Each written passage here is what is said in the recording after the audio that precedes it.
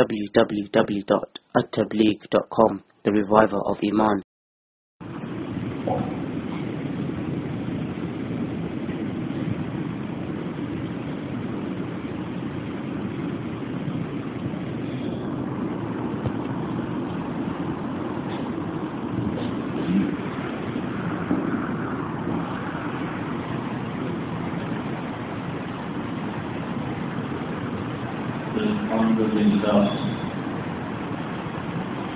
الحمد لله وكفى وسلام على عباده الذين اصطفى أما بعد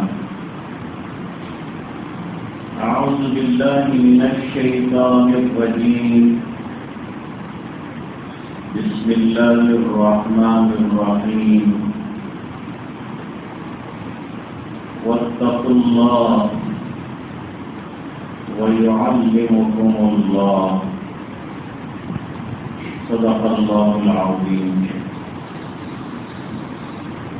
اللهم صل على سيدنا محمد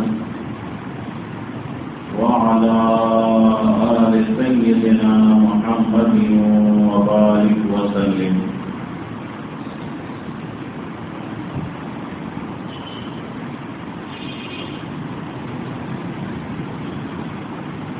لمبی چھٹی کے بعد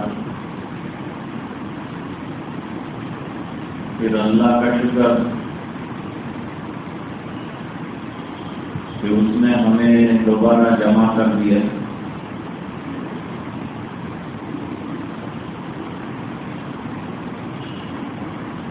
اور ایک اچھے مقصد کے ماتحت جمع کیا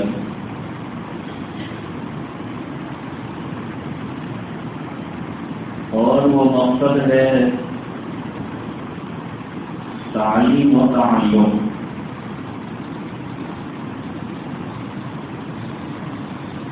اگر اس پر غور کیا جائے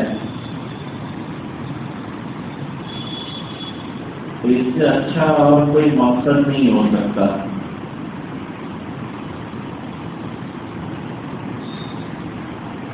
اس پر اللہ کا شکر ادا کرنا چاہیے کہ پھسل جانے کے بہت سے راستے تھے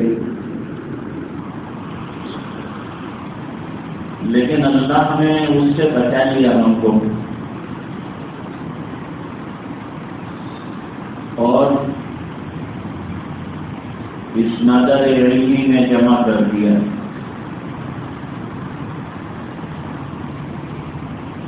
بہت سے بہانے ہیں نہ آنے کے.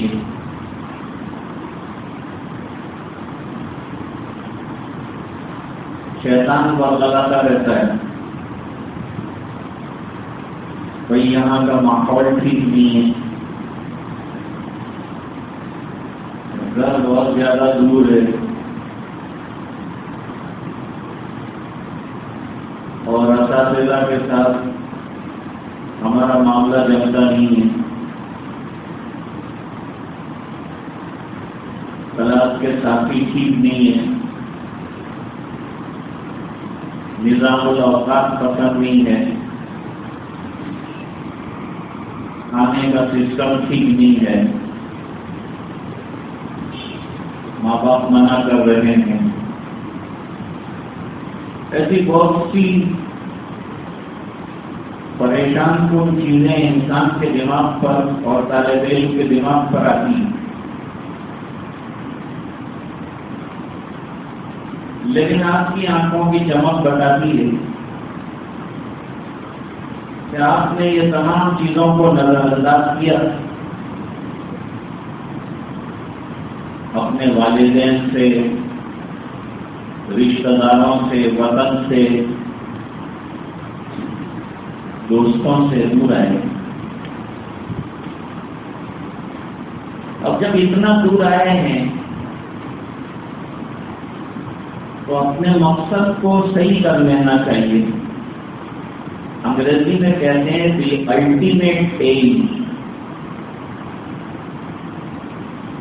آپ کا جو ہدف ہے آپ کی نظر اس پر ہونی چاہیے. کھانا کیسا ہے، ساتھی کیسا ہے، اس پر نظر کے بجائے علم کیسے حاصل کرنا ہے بس اس پر نظر رکھنا۔ جب سے میں چلا ہوں میری منزل پہ نظر ہے، راستے میں کوئی میل کا پتھر نہیں دیکھا،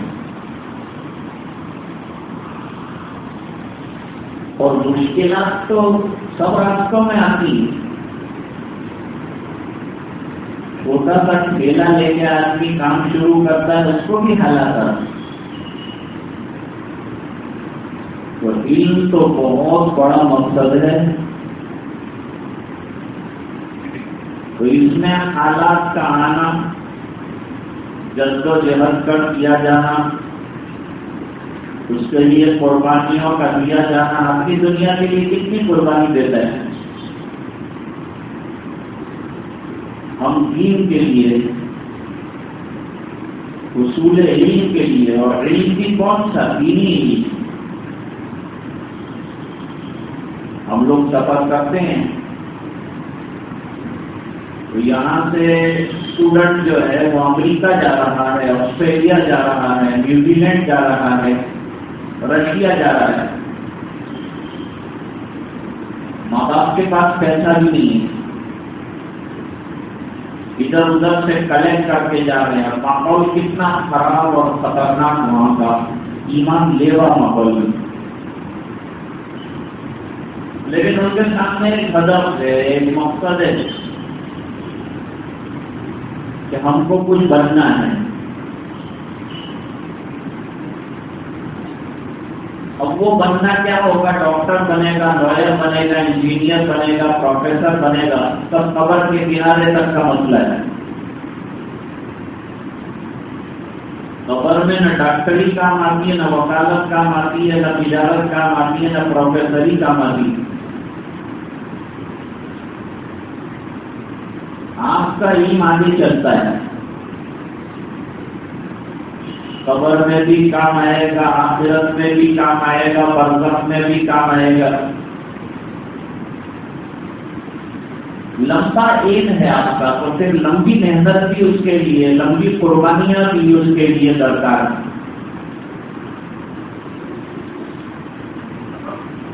صحابہ کرام نے ایمان کے لیے، دین کے لیے، یہ اصل میں دین ہی تو ہے، جو علم آپ حاصل کر رہے ہیں دین ہے، اس کے لیے کتنی قربانیاں دی ہے۔ حیات الصحابہ پڑھیے تو آپ کے سامنے صحابہ کرام کی زندگی آ جائے گی۔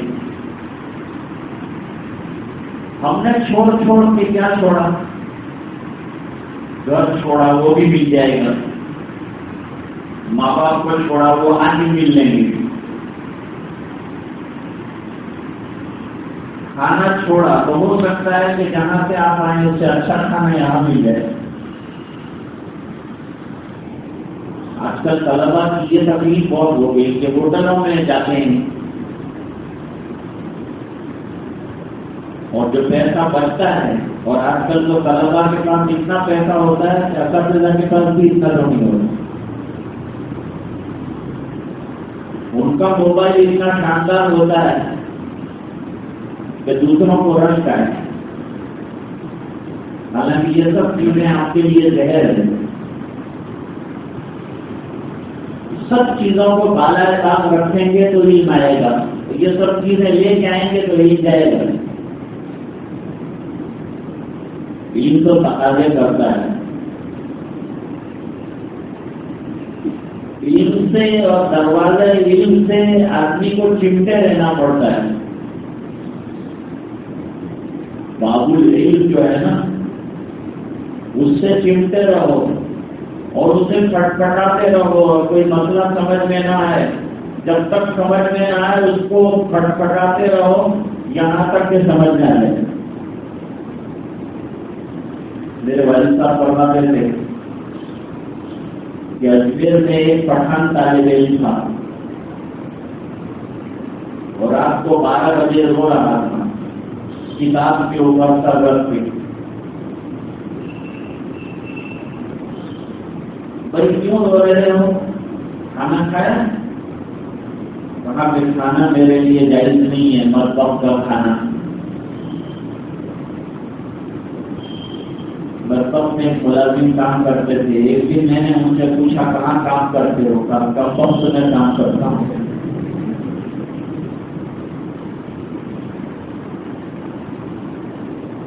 مطبخ سے کھانا نہیں دیا. رات کو 12 بجے رو رہے ہیں. ہمارا بھی طالب علم کبھی کبھی روتا ہے رات کو. ابا کی یاد آ رہی ہے، امی کی یاد آ رہی ہے، گھر کی یاد آ رہی ہے، سبوں کی یاد نہیں آ رہا ہے. اصل چیز تو سب چیزوں کو نظر انداز کر کے غوث اعظم رحمۃ اللہ علیہ کی زندگی پڑھی آتے ہیں. جو بڑے بڑے مشائخ گزرے ہیں، بڑے بڑے اولیاء اللہ گزرے ہیں، وہ ایسے ہی ولی نہیں بنے اور وہ ایسے ہی بزرگ نہیں بنے. بزرگ بننے کے پیچھے قربانیاں من جدا وجدا اور من درجا بلجا. جو دروازے کو کھٹکھٹاتا رہے گا تو دروازہ کھلے گا، اور جو کوششیں اور لگاتار محنتیں کرتا رہے گا اس کے لیے اللہ تعالیٰ راستے کھول دیں گے. لیکن شرط یہ ہے کہ نظر مقصد کے اوپر ہونی چاہیے. اس لیے امام بخاری رحمۃ اللہ علیہ نے اپنی کتاب کا آغاز کیا، صاحب مشکات نے اپنی کتاب کا آغاز کیا انما الاعمال بالنیات. پہلی حدیث شریف کی لائن. کیوں؟ خود لکھ رہے ہیں تو خود اپنے آپ کو بھی کہہ رہے ہیں اور طلبا کو بتا رہے ہیں کہ دیکھو میں شروع کر رہا ہوں اچھی نیت سے. تم بھی کام شروع کرو، کتاب پڑھنا شروع کرو، چاہے چھوٹی کتاب ہو چاہے بڑی کتاب ہو، چاہے منطق کی ہو چاہے حدیث کی ہو چاہے اصول فقہ کی ہو.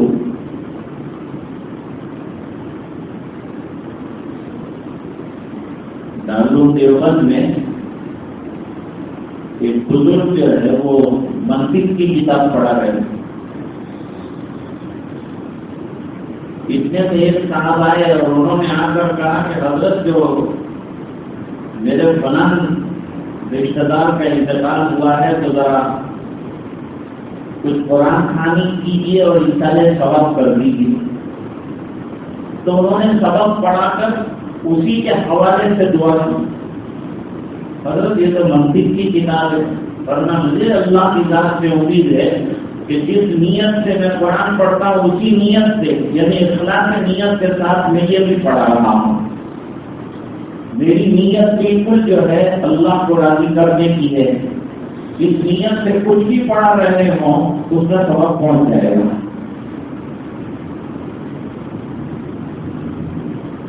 تو وہ طالب علم بیچارہ رو رہا ہے، مجھے سبق یاد نہیں ہوا اس لیے میں نے کھانا نہیں کھایا. تو میرے والد صاحب کہتے ہیں کہ میں بیٹھ گیا اس کے پاس اور اس کو سبق سمجھانا شروع کیا. جب وہ سبق سمجھ گیا تو اس کے چہرے پر مسکراہٹ آئی، جیسے کوئی کھوئی ہوئی کی چیز اس نے پا لی ہو. اس طرح کی خوشی اس کے چہرے پر آ گئی اور پھر اس نے کھانا بھی کھایا. یاد رکھو کہ آپ کو آنے کے ساتھ پڑھانے والوں کو پڑھانا شروع کرنے کے ساتھ اپنی نیت بھی کرنا. پڑھانے والا اس نیت سے نہ پڑھا رہا ہو کہ میری واہ ہو جائے، میری شہرت ہو جائے، میں پڑھا مانا جاؤں. نہ پڑھنے والا یہ سوچے میں بڑا علامہ بنوں گا، یوں تقریریں کروں گا اور یوں میری شہرت ہو جائے گی. یہ مقصد نہ. ڈاکٹر عبدالبھائی عارفی مرحوم کی یہاں حضرت مفتی شفیع صاحب رحمۃ اللہ علیہ نے اپنے دونوں صاحبزادوں کو اسلام کے لیے بھیجا. وہ گئے وہاں، حضرت نے بڑا سخت رویہ بھی اختیار کیا اور پہلا کام یہ کیا کہ ان کی تقریریں بند کرا دی. ورنہ اس سے تمہارا دماغ خراب ہوتا ہے، اس کو بند کرو. جب ہم کہیں گے تب کرنا تقریر، وہاں تک 1 سال تک کوئی تقریر نہیں کرو گے تم. اور مقرر کے لیے تو سب سے بڑا سوہان وہ یہی ہے کہ اس کی زبان پکڑ لی جائے، اس کی بولتی بند کر دی جائے.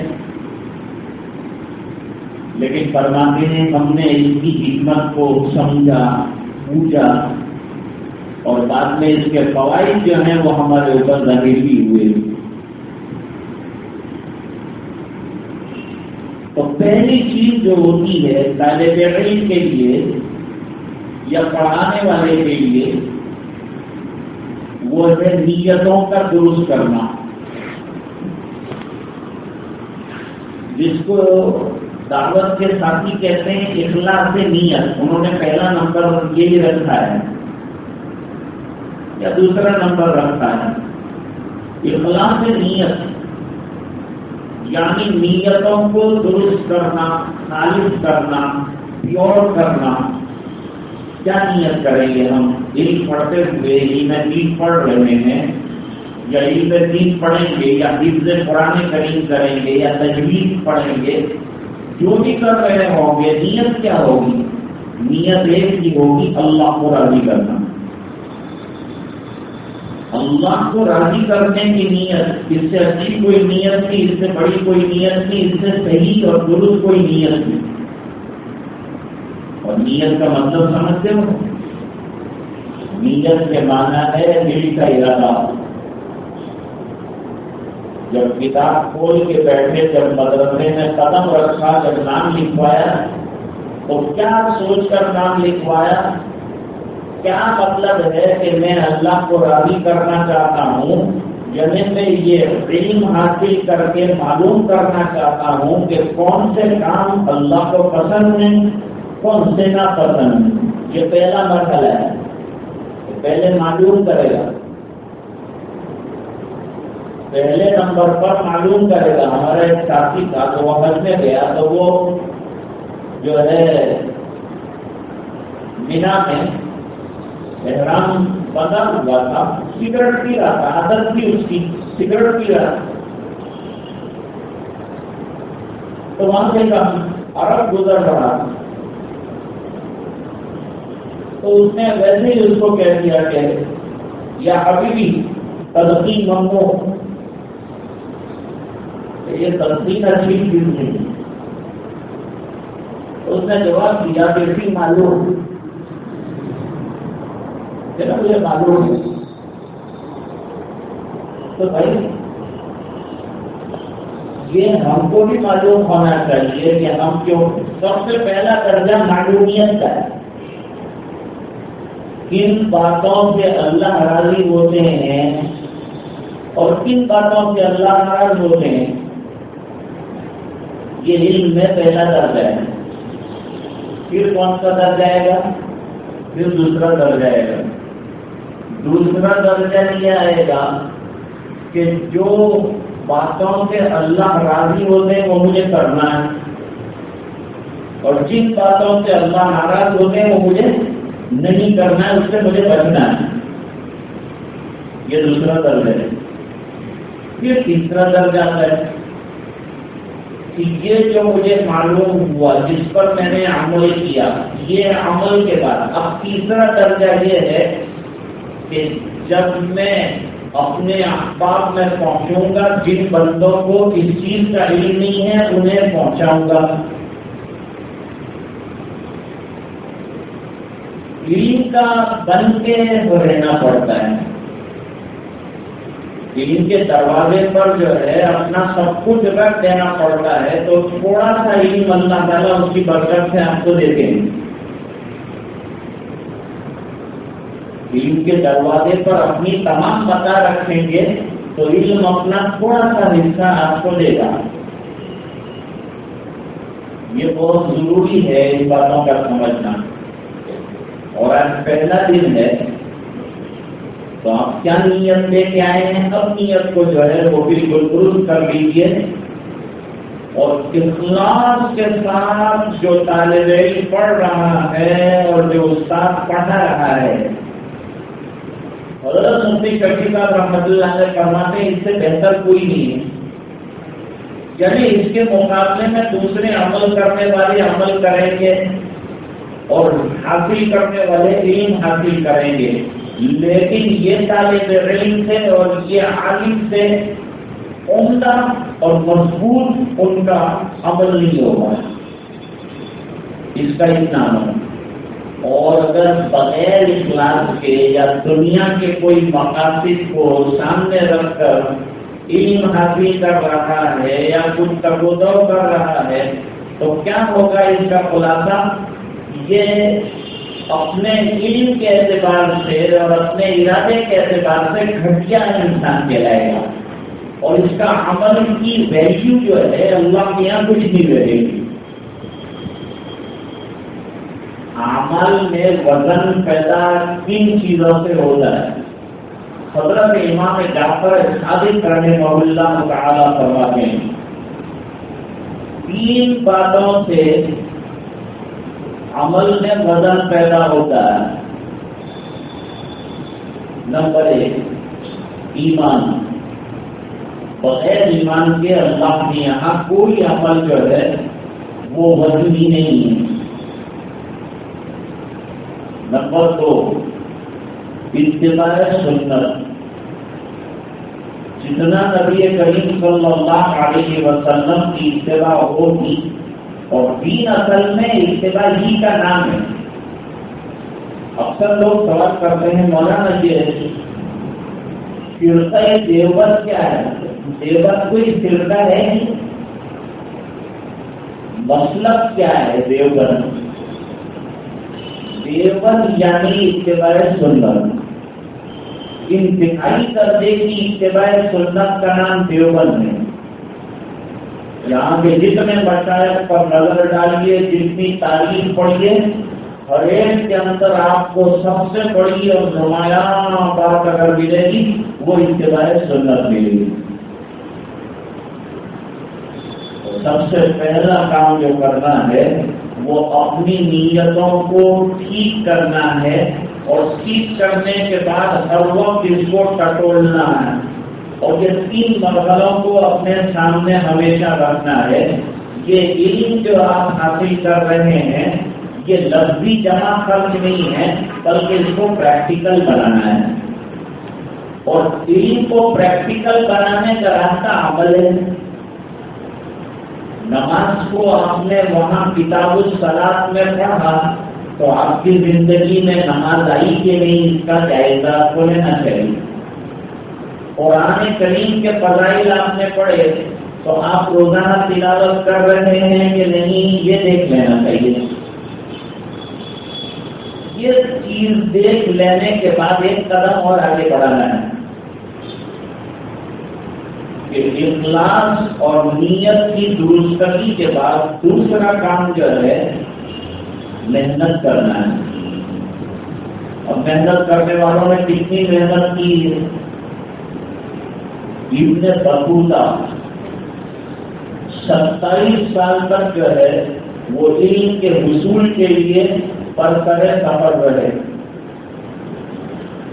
امام بخاری رحمۃ اللہ علیہ روس سے چلے بغداد، شام، عراق، مصر، مکہ مکرمہ، مدینہ منورہ، بلخ اور معلوم ہے کتنے علاقوں میں علم کے لیے بار بار گئے اور بار بار حدیث کے لیے. رحلہ کہتے ہیں یعنی حدیثوں کے حصول کے لیے جو سفر کیا جاتا ہے. وکیل نے مغلق ان کے بارے میں مشہور ہے کہ انہوں نے لکھنا شروع کیا تھا کہ میں نے کتنا سفر کیا 9,000 میل کا سفر تو پیدل انہوں نے طے کیا، اور اس کے بعد کہتے ہیں کہ میں نے لکھنا چھوڑ دیا، اس کے بعد اور کتنے 1000 میل جو ہے میں چلا۔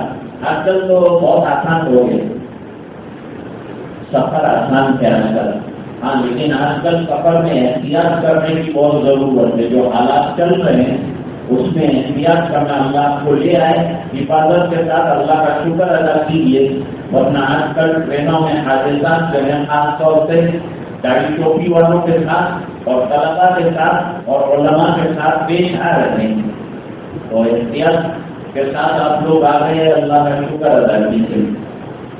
تو محنت کے بغیر کچھ نہیں ہوگا۔ حضرت ابو ہریرہ رضی اللہ تعالیٰ عنہ نے اپنے علاقے سے سفر کیا اور سفر کر کے پوری رات پیدل چلتے رہے، کانٹے چبھتے رہے، پیر زخمی ہو گئے، اور پھر نبی کریم صلی اللہ علیہ وسلم کے بدر سے صبح کے اندر ان کا داخلہ ہوا۔ کھانے کا کوئی ٹھکانا نہیں، 3 دن گزر جاتے تھے، کھانے کی کوئی چیز نہیں ہوتی۔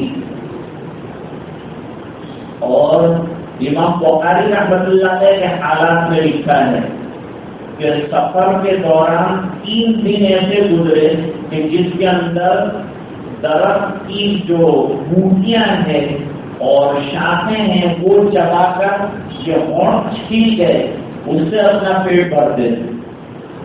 غوث اعظم رحمۃ اللہ علیہ فرماتے ہیں کہ طالب علمی کے زمانے میں میرا عالم یہ رہا کہ سبزی فروشوں کی جو منڈی تھی وہ منڈی میں جو پھینک دیتے تھے وہ چھلکے اور سبزیاں ان کو لا کے دھوتا تھا اور دھو کر پھر جو ہے اسے لڈو بنا کر سکھاتا تھا اور وہ کھا کر اوپر سے پانی پی لیتا تھا۔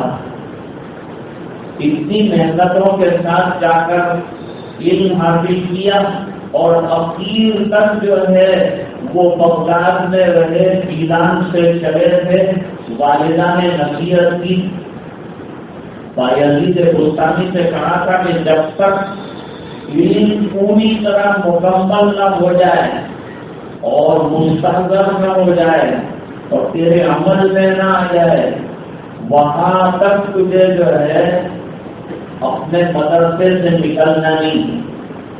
میری چند علماء سے ملاقات رہی، ان کو میں نے پوچھا آپ نے کہاں پڑھا؟ انہوں نے بتایا فلان جگہ پر ہم نے پڑھا۔ میں نے ان سے پوچھا کہ آپ نے وہاں پڑھا تو آپ فلان محلہ جانتے ہیں؟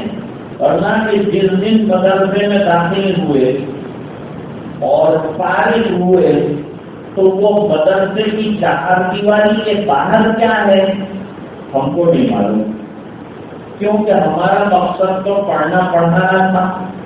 محلے سے کیا لینا اور محلے والوں سے کیا لینا اور کون سے محلے میں کیا ہو رہا ہے کچھ ہم کو پتا نہیں، بس کتابیں اور ہم رات دن ہمارا یہی بچ گیا۔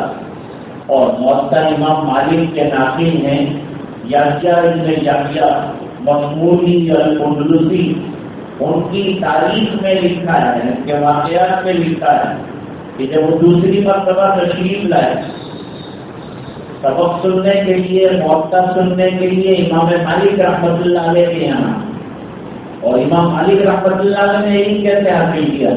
امام مالک رحمۃ اللہ علیہ کا عالم یہ تھا کہ گھر کی جو کڑیاں تھیں وہ بھی پیٹ ڈالی تھی انہوں نے اور اپنا پیٹ بھرنے کی کوشش کی تھی، اور لمبے لمبے سفر کی تو اتنی تاریخ ہے، آپ پڑھیں مولانا حبیب الرحمان شیروانی رحمۃ اللہ علیہ کی کتابیں ہیں علم کے سلسلے میں کہ علماء نے کتنی محنت کی۔ آج ہم کو مشقت جسے کہتے ہیں، مشقت تو ہم کچھ کرتے ہیں، ساری ہلکی محنت ہم کو تو کرنی، اور طالب علم کو کچھ نہیں کرنا ہوتا محنت کے علاوہ، پڑھنے کے علاوہ آپ کو کچھ نہیں کرنا، باقی تو دوسرے سب لوگ کرتے ہیں۔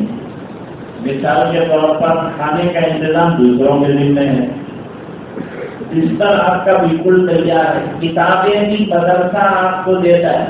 اب آپ کالج چلے جائیں گے نا، یونیورسٹی میں چلے جائیں گے تو یونیورسٹی میں پہلے تو لاکھوں روپے کا ڈونیشن دینا پڑتا ہے. ڈونیشن دینے کے بعد پھر ان کی فیس دینی پڑتی. فیس دینے کے بعد بکس جو ہے ایک ایک بک 2,000 3,000 4,000 کی جو ہے وہ خریدتے ہیں اور اس کے بعد ماہانہ خرچہ دے کر کھانے پینے کا انتظام کرتے ہیں. ہاسٹل کا فیس جو ہوتا ہے وہ بالکل الگ دیتے ہیں. کتنا بڑا خرچ کرتے ہیں. تب بھی ڈگری آنے کے بعد اس کو نوکری ملے گی کہ نہیں کہہ نہیں سکتے. اور مدرسے میں بچہ تختی پڑھنے جاتا ہے تو تختی بھی فری ملتی.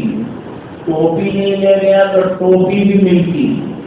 میں اکثر تفصیل میں کہتا ہوں کہ آج مسلمانوں کی خستہ حالی دین کے اندر ہے. حالی یوں ہر اعتبار میں مانتا ہے لیکن مسجد میں آئے گا تو بالکل کنگال بن کے آئے گا. اس کو سب پرووائڈ کرنا پڑے گا. ٹوائلٹ اس کو دینی ہے, واش روم اس کو دینا ہے, وضو اس کو ہمیں کروا کے دینا ہے, مسواک کے ڈھیر لگائیں ہیں اور اس میں سے مسواک اس کو لینا ہے, پلاسٹک کی ٹوپی اس کو دینی ہے, یہ باقی رہ گیا پیجامہ اس کو دینا ہے, آئندہ کرتے بھی رکھنے پڑیں گے. بس خالی ایک ڈھنگ سے نماز پڑھ لے اتنا چاہا جاتا ہے. اس میں بھی 10 روپے دیتا ہے, 100 اعتراض کرتا ہے. پنکھا کیوں چلتا نہیں, ٹوائلٹ میں سے بدبو کیوں آتی ہے, ہم نے 10 روپے دیے تھے اس کا کیا ہوا, ہم نے 100 روپے دیے تھے اس کا کیا ہوا. یہ دنیا بھر کا نماز پڑھتا ہے, جو کام کرنا ہے اصل وہ کرتا ہے. تو بھائی آپ کو بھی یہاں کچھ بھی نہیں کرنا ہے, خالی موبائل کو آپ لپیٹ کے رکھ دیجیے, اس کو دفنا دیجیے. ایک بتا ہے صاحب نے مجھے پوچھا بیٹھے مولانا یہ حیات بعد الممات یعنی مرنے کے بعد دوبارہ زندگی آتی ہے, اس کی کوئی دلیل نہیں دے سکتے ہیں آپ, یعنی زندہ اس کی کوئی ایگزامپل آپ دے سکتے ہیں اور یہ کہہ سکتے ہیں کہ یہ ہے حیات بعد الممات کی ایک علامت, ایک دلیل. میں نے کہا ایسے تو مشکل ہے سمجھانا اس کو, لیکن ایک طرح سے میں سمجھا سکتا ہوں. رمضان جب آنے والا ہوتا ہے اور چاند جو ہے لوگ دیکھتے ہیں اور جھگڑا کافی چاند کے لیے ہوتا ہے اور بلا کمیٹی بھی پریشان ہوتی ہے, سب سے بڑا ٹینشن بیچاروں کا یہی ہوتا ہے کہ ان کو ہلا نظر آ جائے تو ان کا دماغ بھی بیچاروں کا, ان کا روزہ بھی ٹھیک ہو, لوگوں کا روزہ بھی ٹھیک ہو. ہمارے حضرت مفتی صاحب لاجپوری رحمۃ اللہ علیہ چاند کا معاملہ صحیح بیٹھ جائے تو 100 رکعت نفل کی نیت فرماتے تھے کہ امت کا مسئلہ اللہ اگر حل فرما دے گا چاند کی اعتبار سے تو میں 100 رکعت نفل پڑھوں گا. خود حضرت مجھ سے فرماتے تھے کہ میں نے 100 رکعت کی نیت کی ہے کہ اللہ امت کا یہ مسئلہ حل کرنا ہے تو میں 100 رکعتیں پڑھوں گا.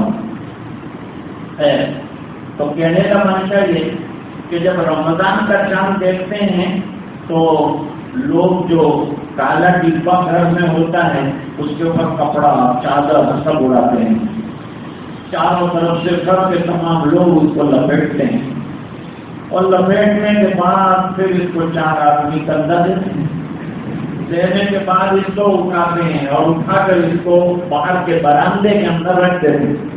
جیسے جنازہ تیار ہوتا ہے تو لوگ کفن اڑا کر پھر اس کو برآمدے سے پہلے برآمد کرتے ہیں اور اس کے بعد پھر اس کو باہر وہاں سے لے جایا جاتا ہے.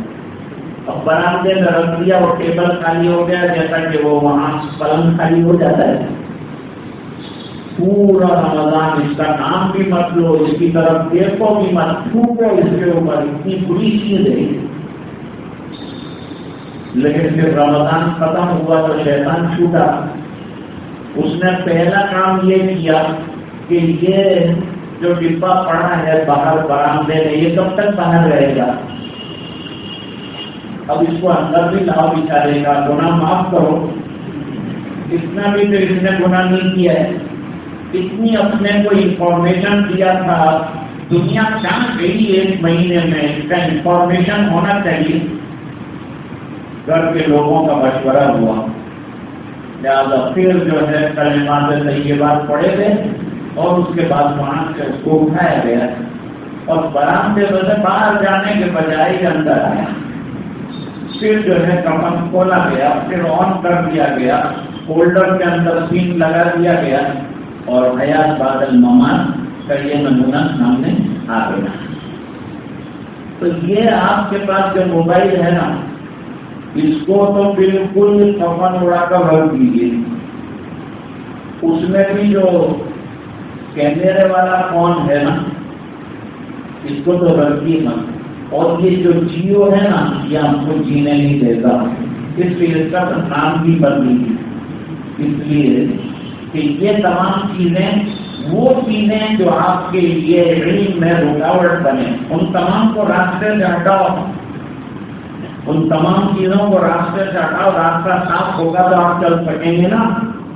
اس لیے یہ سب چیزیں رکاوٹیں ہیں، علم کے حصول میں یہ چیزیں رکاوٹ بنتی ہیں، لہٰذا یہ تمام چیزوں کو ہٹاؤ اور ہٹا کر جو ہے اپنے مقصد کو مقصد نظر آ سکے ایسا کام کرو۔ تو وہ ہاتھی آ گیا تھا مدینہ منورہ میں، تو جتنے طلبا تھے تمام دیکھنے گئے ہاتھی، فارغ وقت ہوگا تو فارغ وقت میں دیکھنے کے لیے گئے۔ امام مالک رحمۃ اللہ علیہ نے اپنے مدرسے کا گشت کیا، چھٹی میں دیکھا کہ طالب علم نہیں ہے، چھٹی کا وقت ہے، بھائی کہاں گئے؟ تو یحییٰ نے جواب دیا کہ وہ ہاتھی دیکھنے گئے۔ تو امام مالک رحمۃ اللہ علیہ نے فرمایا تم نہیں گئے؟ فرمایا حضرت میں ہاتھی دیکھنے نہیں آیا، میں تو آپ کو دیکھنے آیا ہوں، میں یہ کتابیں دیکھنے آیا ہوں، میں علم دیکھنے آیا ہوں، میں اپنے مقصد کو لے کر آیا ہوں، اس بنا پر میں نہیں گیا ہوں، کیونکہ میرے مقصد سے دور کی چیز ہے، میرے مقصد میں یہ داخل نہیں۔ جو قیمتی لمحات ہیں، امام ابو یوسف رحمۃ اللہ علیہ اپنے بیٹے کے جنازے میں شامل نہیں ہوئے، اور وجہ کیا بیان کی؟ وجہ یہ بیان کی کہ یہ جو وقت نکل جائے گا امام ابو حنیفہ رحمۃ اللہ علیہ کی مجلس کا، اس کی تلافی مشکل ہے، اس کی تلافی ہو سکتی ہے، کوئی پڑھا دے گا صلاۃ جنازہ، لیکن یہ جو لمحات نکل جائیں گے حضرت کے سامنے بیٹھنے والے، اور سڑک کتنی اور طلب کتنی زبردست۔ امام محمد بن حسن شیبانی رحمۃ اللہ علیہ چھوٹی عمر اور پڑوس میں سب امام ابو حنیفہ رحمۃ اللہ علیہ کے لیفٹ ہینڈ کے اوپر کنارے کے اوپر بیٹھے ہیں، پڑھاتے پڑھاتے نظر پڑ گئی کہ تم کیسے آئے، کم سن ہو، کم عمر ہو، کیسے آئے؟ حضرت پڑھنے آیا ہوں، آپ کے درس میں شامل ہونے آیا ہوں۔ فرمایا میرے یہاں سبق پڑھنے کی شرط معلوم ہے؟ حضرت کیا شرط ہے آپ کے یہاں؟ فرمایا میرے یہاں شرط یہ ہے کہ جو فقہ پڑھنے آئے اس کے لیے حافظ قرآن ہونا لازمی ہے۔ تم کو قرآن کی ہے؟ فرمایا نہیں۔ کہا اٹھ جاؤ، اٹھ کے چلے گئے۔ ایک ہفتہ ہوا، پھر جو ہے حضرت نے پڑھاتے پڑھاتے نظر ڈال دی تو دیکھا کہ امام محمد بیٹھے ہوئے ہیں۔ بھائی ہم سے کہا تھا کہ قرآن کریم کا جو حافظ ہو وہی میرے درس میں شامل ہو سکتا ہے، پھر کیوں آیا؟ اور میں یاد کر کے آیا ہوں، پورا قرآن کریم یاد کر لیا، پورا قرآن کریم حفظ کر لیا اور ایک ہفتے کے اندر حفظ کر لیا۔ کم سے کم محدثین کی یہاں ملتا ہے 3 دنوں کے اندر قرآن کریم پورا کے پورا یاد کیا ہے، تعلیم بدل دی۔ اور قرآن کریم کے معجزات بنتے ہی رہتے ہیں، یہ موجودہ دور ہے، اس میں بھی جو ہے قرآن کریم کے معجزات بنتے ہی رہتے ہیں۔ اب کیا نیا معجزہ بتاؤں آپ کو؟ افریقہ میں ہزاروی میں ایک حافظ صاحب ہیں سندھ رسیدہ، انہوں نے ایک رکعت کے اندر ایک رات میں پورا قرآن شریف ختم کر دیا۔ اب آپ دیکھیے یہ قرآن کریم کا اعجاز، یہ نہیں ہے کہ قرآن کریم کے جو معجزات ظاہر ہوئے ہیں وہ ہو گئے۔ حضرت حکیم الاسلام فرماتے تھے کہ اس کا اعجاز جو ہے یہ ہے کہ یہ معجزہ نما ہے، ہر وقت نئے نئے معجزات اس کے جو ہے وہ ظاہر ہوتے ہی رہتے ہیں۔ اب آپ کو تعجب ہوگا، ہمارے یہاں 27 دنوں میں قرآن کریم ختم ہوتا ہے، اس میں بھی لوگ بیٹھے رہتے ہیں، کتنے لوگ تراویح میں شامل نہیں ہوتے ہیں۔ اور ہم نے دیکھا کہ ایسے ملک میں جہاں دن بھر لوگ کام کرتے ہیں اور 19 گھنٹے کا روزہ رکھتے ہیں، وہ 3 دن میں قرآن کریم سننے والے بھی دیکھے، اور 10 دن میں تو اتنا رش اور ہجوم کہ یوں لگتا ہے کہ کیسے پڑھتے ہوں گے یہ حضرات، 10 دن میں قرآن کریم ختم کر رہے ہیں۔ موجودہ دور میں یہ قرآن کریم کا اعجاز، اور علم کو اس کو مٹانے کی پوری دنیا میں کوشش ہو رہی ہے کہ اداروں کو ختم کیا جائے، علماء کو ختم کیا جائے۔ تو آپ خوش نصیب ہیں کہ اللہ تعالیٰ نے دنیا اور مادہ جس کے لیے لوگ محنت کر رہے ہیں اسے ہٹا کر آپ کو صحیح جگہ کے اوپر جو ہے پہنچا دیا۔ اب اس کی قدر کرنا وہ آپ کی ذمہ داری ہے۔ وہ باتیں میں نے بتائی، مشقت تو ہے نہیں، محنت ہے اور اخلاص ہے، 2 چیزیں ہو گئی۔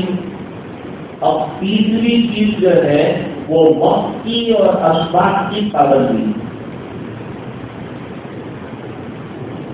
قاری صدیق صاحب رحمت اللہ علیہ فرماتے تھے کہ تقویٰ کے حصوں میں سے ایک حصہ یہ ہے کہ طالب علم جو ہے مدرسے کے قوانین اور اوقات کی رعایت ہے۔ بھائی لکھا ہے 11 بجے بند کر دیا جائے گا لائٹ کا نظام، اس کو مان لو۔ 11 بجے کے بعد کوئی باہر نہ نکلے، اس بات کو مان لو۔ تو مدرسے کے قوانین کو مان لینا یہ بھی تقویٰ کا ایک حصہ ہے۔ کیوں؟ اس لیے کہ آپ کو فارم جو دیا اس کے اندر آپ نے اقرار کیا ہے کہ مدرسے کے جو ضابطے ہوں گے اور مدرسے کے جو قانون ہوں گے وہ قانون کی ہم پابندی کریں گے۔ کرنا چاہیے کہ نہیں، وعدہ پورا کرنا چاہیے۔ آپ نے سگنیچر کر کے دیا ہے، دستخط کر کے دیا کہ ہاں میں اس کو مانوں گا، پھر اس کی خلاف ورزی کرنا یہ ایفائے عہد کی خلاف ورزی ہے۔ اس بنا پر اس سے بچنا چاہیے۔ وقت کی پابندی یہ انتظار مت کرو کہ استاد آئے گا پھر میں وضو کروں گا بعد میں بیٹھوں گا، نہیں، استاد سے پہلے آپ کو موجود رہنا، گھنٹی بجنے سے پہلے اپنے اسباب میں پہنچ جانا، تو یہ برکت والی چیز ہے۔ جتنا آپ پابندی سے رہیں گے اتنا اللہ تعالیٰ آپ کے علم کے اندر برکتیں عطا فرمائے گا، اور تھوڑے وقت میں اللہ تعالیٰ بہت کچھ آپ کو عطا فرمائیں گے۔ وقت کی پابندی سے لوگوں نے کتنے فائدے اٹھائے۔ ایک صاحب سے وہ کہتے تھے حضرت مجھے بالکل وقت نہیں ملتا، میں نے ان کو کہا روزانہ رات کو سونے سے پہلے 2 منٹ خالی نکالا کرو اور ایک کتاب ان کو بتائی کہ یہ کتاب پڑھو۔ مثلا میں نے ان کو بتایا معرف القرآن روزانہ پڑھ لیا کرو، سمجھدار آدمی 2 منٹ روزانہ دیتے تھے۔ ایک عرصے کے بعد ملاقات ہوئی تو انہوں نے بتایا کہ 2 مرتبہ 8 جلدیں معرف القرآن کی 2 منٹ پڑھتے پڑھتے 10 منٹ پر 15 منٹ پر پہنچا، یہ 8 جلدیں 2 مرتبہ میں اپنے مطالعے میں لا چکا ہوں۔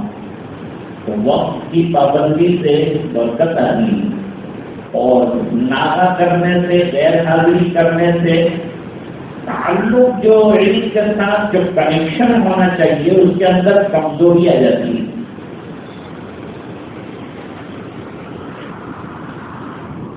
ان تمام چیزوں کے ساتھ کہ مدرسے کے قانون کی پابندی کی جائے، اوقات کی پابندی کی جائے، اس کے بعد بڑی چیز ہے کہ مطالعے کی مزاولت کی جائے۔ جو آپ پڑھ رہے ہیں اس کو رات کو دیکھنا، تکرار کرنا۔ ہمارے مشائخ اور بزرگان دین ایسے رہے کہ بڑے ہونے کے باوجود جو ہے ان کو علم سے حاصل کرنے میں کوئی جھینک محسوس نہیں ہوتی۔ میں کتاب دیکھ رہا تھا، اس میں ایک مضمون دیکھا، حضرت مولانا محمد یعقوب صاحب نانوتوی رحمۃ اللہ علیہ اور دوسرے ان کے ہم عصر بڑے جلالت شان کے لوگ ہیں اور اللہ تعالیٰ نے عجیب علوم عطا فرما رکھے تھے، اس کے باوجود حضرت مولانا قاسم العلوم نانوتوی رحمۃ اللہ علیہ کے پاس پہنچے کہ حضرت ہمیں تفسیر پڑھائی، حالانکہ خود تفسیر پڑھا رہے ہیں، حدیث پڑھا رہے ہیں اور بڑے بڑے شاگرد ہیں، لیکن اس کے باوجود جا کر درخواست کی کہ حضرت ہمیں تفسیر پڑھائیے، تو حضرت نے منظور کر لیا، ٹھیک ہے پڑھاؤں گا، اور حروف میں مقطعات پر بحث کی اور 2.5 گھنٹہ اس پر تقریر، حروف میں مقطعات پر 2.5 گھنٹہ تک۔ جب وہ تقریر ختم ہو گئی حضرت اٹھ کر چلے گئے تو یہ اساتذہ نے آپس میں مشورہ کیا کہ اب اس کی تکرار کرنی چاہیے ورنہ یہ قیمتی مضمون نکل جائے گا۔ یہ جو اتنی قیمتی باتیں ارشاد فرمائی ہے، اگر ہم نے تکرار نہ کیا اس کا اور اس کو مکرر دوہرایا نہیں تو یہ ہمارے ذہن سے جو ہے نکل جائے گا۔ اس بنا پر بیٹھ کر تکرار شروع کر دی۔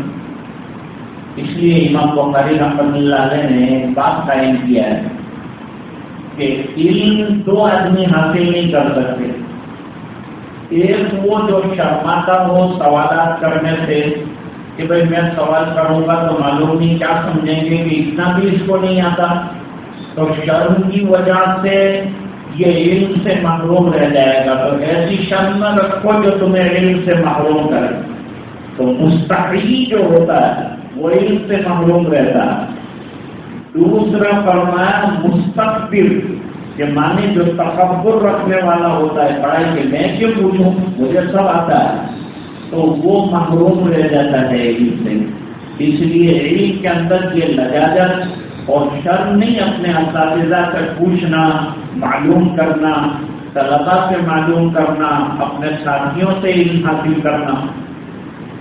آپ کا دوڑنا بچھونا تمام کے تمام جو ہے وہ علم ہے، اور دوسرا نمبر 7 جوڑ کے رکھو عمل ہے۔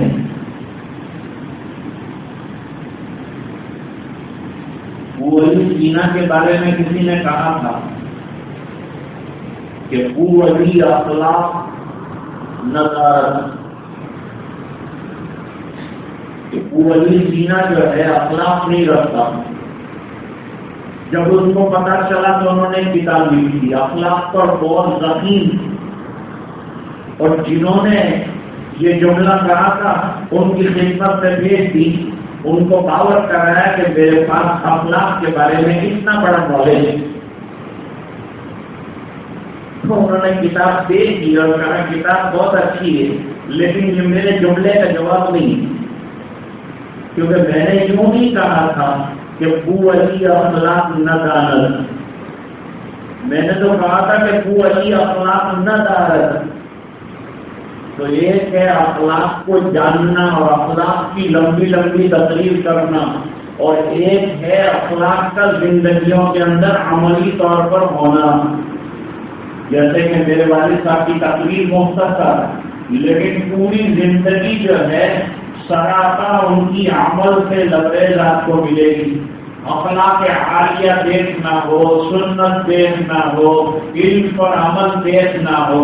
صحابہ کرام کا یہی سب سے بڑا کمال تھا کہ ان کے اندر یہ فیصلہ کرنا مشکل ہو جاتا تھا کہ ان کا علم زیادہ ہے کہ ان کا عمل زیادہ ہے۔ اب واقعات کی دنیا بھری پڑی ہے اور واقعات سنانا کوئی ہے، ہمارے اساتذہ کرام جو ہیں ان کے سامنے میرا مقصد نہیں، مجھے حکم دے دیا گیا تھا، اس لیے مجبوری جو ہے یہاں کرسی پر کرسی کے عالم میں ہوں اور چند باتیں آپ کے سامنے رکھنی پڑی۔ اصل بات یہ ہے کہ یہ تمام چیزوں کے ساتھ اب ایک کام اور بھی کرنا ہے، اور وہ کیا ہے؟ اپنے اساتذہ کا ادب اور احترام، کتابوں کا ادب اور احترام۔ ہمارے حضرت قاری طیب صاحب رحمۃ اللہ علیہ کی مثال جو ہے اتنی پیاری مثال، اصل میں حضرت مجمع کو دیکھ کر بات کرتے ہیں، بہت آسان مثال ہے۔ اور میں کہ آپ چاہتے ہیں کہ گلاب کا جو پھول ہے اس کی خوشبو آپ کو ملے، لیکن آپ اس کی پنکھڑیاں جو ہے اس کو بکھیر دینا چاہتے ہیں. اگر آپ نے پنکھڑیاں بکھیر دی تو خوشبو حاصل ہوگی؟ خوشبو حاصل نہیں ہو سکتی. خوشبو کے حصول کا راستہ یہ ہے کہ اس کی پنکھڑیوں کو کچلا نہ جائے، مسلا نہ جائے، اسے سلامت رکھا جائے. بالکل اسی طرح علم کی خوشبو حاصل کرنا ہے تو یہ آداب کی جو پنکھڑیاں ہیں نا، اساتذہ کا ادب، کتاب کا ادب، درسگاہ کا ادب، پورے ادارے کا ادب، اور مجدد البصاری رحمۃ اللہ علیہ بیت الخلا گئے، ایک دم سے باہر نکلے. حضرت کوئی تکلیف اور میں پانی لاؤں. پانی لایا گیا تو انگوٹھے پر روشنائی کی. انگوٹھے پر روشنائی کیسے آ جاتی؟ پہلے زمانے میں وہ کھینچتے سے لکھتے تھے تو پہلے انگوٹھے پر ذرا اس کو ٹیسٹ کرتے تھے، اس کے بعد لکھنا شروع کرتے تھے. پڑھنا لاؤ، پانی سے اس کو دھویا، اس کے بعد پھر قضاء حاجت کے لیے واش روم میں گئے. لوگوں نے پوچھا حضرت ایسا کیوں کیا تھا؟ ورنہ یہ روشنائی جو ہے یہ علم کے حاصل کرنے کا ذریعہ ہے. قلم پر یہی تو ہوتی ہے، اس کو ذریعہ علم ہے، اس کا ادب ضروری ہے. اور وہاں پانی ناپاک اس کے اوپر لگ جاتا تو ظاہری بات ہے کہ یہ ادب کی خلاف ورزی ہو جاتی. اس بنا پر پہلے میں نے اس کو دھو دیا، اس کے بعد پھر دوبارہ میں اندر داخل ہوا. تو آج کرنے کا منشا یہ ہے کہ ادب ضروری. ان تمام چیزوں کے ساتھ ساتھ جو ہے عبادتوں کا اہتمام کریں. پہلی صف میں نماز پڑھنا، تکبیر تحریمہ سے موجود رہنا، سنتوں کا اہتمام کرنا، نمازوں کے بعد دعاؤں کا اہتمام کرنا، یہ تمام چیزیں خالی محنت بھی کام نہیں آئے گی اور خالی دعا بھی کام نہیں آئے گی. محنت بھی کرنا ہے اور دعا بھی کرنا ہے. اب دعا مخ العبادت، دعا کیا ہے؟ یہ عبادتوں کا کریم ہے، عبادتوں کا مغز ہے. تو یہ تمام باتیں آج ضروری تھی جو میں نے آپ کے سامنے رکھی. اللہ تعالیٰ ہم سب کو عمل کرنے کی توفیق عطا فرمائے. اپنے اساتذہ کرام کا ادب، درسگاہوں کا ادب، مدرسے کے قوانین کا ادب اور اس کی رعایت اور قانون کی پابندیوں کی اللہ تعالیٰ ہمیں توفیق سعید عطا فرمائے اور پورا سال عافیت کے ساتھ گزرے. ہر قسم کی فضولیات جتنی بھی ہے اور زائد المقصد چیزیں ہیں ان تمام کو بلائے آخرت دیجیے. دماغ سے گھر کا دوسرا جتنا غبار ہو نکال دیجیے اور پڑھنے میں پوری تنظیمی کے ساتھ لگ جائیے اور سنتوں کا خاص طور پر اہتمام فرمائیے. اللہ تعالیٰ ہم سب کو عمل کرنے کی توفیق عطا فرمائے. اللہم صلی علی سیدنا محمد وعلى آل سيدنا محمد وأصحابه وأزواجه وبارك وسلم. ربنا آتنا في الدنيا حسنة وفي الآخرة حسنة وقنا عذاب النار وقنا عذاب القبر وقنا عذاب الحشر وقنا عذاب الفقر وقنا عذاب الدين واحشرنا يوم القيامة مع الأبرار. ربنا لا تزغ قلوبنا بعد إذ هديتنا وهب لنا من لدنك رحمة إنك أنت الوهاب. اللهم إنا نسألك علما نافعا وعملا صالحا ورزقا واسعا وشفاء من كل داء. اللهم إنا نعوذ بك من علم لا ينفع ومن دعاء لا يسمع ومن بطن لا تشبع ومن قلب لا تخشع ومن هؤلاء الأربعة. يا حي يا قيوم برحمتك نستغيث أصلح لنا شأننا كله ولا تكلنا إلى أنفسنا طرفة عين فإنك إن تكلنا إلى أنفسنا تكلنا إلى عورة وذنب وخطيئة. اے اللہ ہمارے گناہوں کو معاف فرما، کوتاہیوں سے درگزر فرما، اپنا فضل اور کرم شامل حال فرما.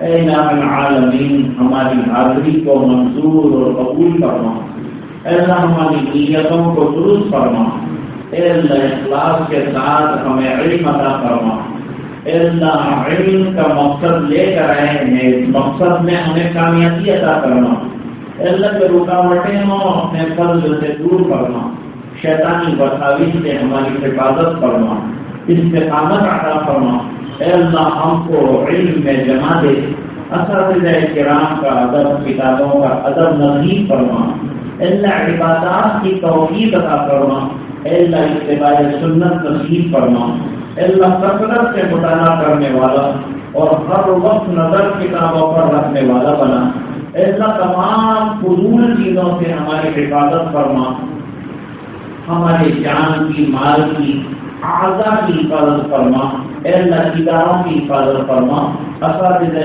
کرام کی حفاظت فرما، ان کے علوم میں برکتیں عطا فرما، ان کے فیض کو عام اور کام فرما، اور چار دان کے عالم میں ان کو جاری ساری فرما، اے اللہ ہمارے ادارے کی بھی حفاظت فرما، اور اللہ یہاں کے جو قوانین بنے ہیں اللہ ہمیں ان تمام قوانین کی رعایت کرنے اور اس پر عمل کرنے کی توفیق عطا فرما، اے اللہ ہماری حاضری کو قبول فرما، ہماری نیتوں میں اے اللہ خلوص پیدا فرما، تیری رضا حاصل ہو جائے وہ تمام کام کرنے کی توفیق عطا فرما، اے اللہ ہمارے علم کو ہمارے والدین کے لیے صدقہ جاریہ بنا دے، اے اللہ ہم سب کے لیے اس کو نافع بنا دے، اس پر عمل کرنا ہمارے لیے سہل بنا دے، اے الہ العالمین یہ دعائیں اپنے فضل و کرم حبیب پاک صلی اللہ علیہ وسلم کے خیر منظور فرما لے۔